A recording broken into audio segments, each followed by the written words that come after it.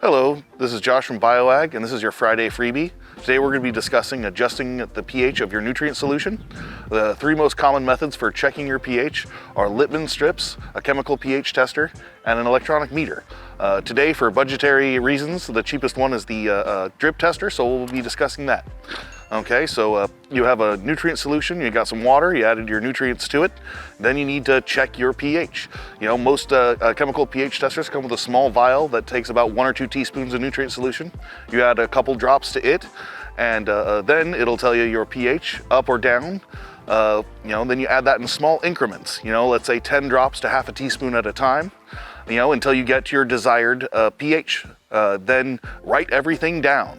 This much water to this much fertilizer equals this much pH up or down, and now you got your recipe and it's time to get growing. Thank you for your time. Have a good day.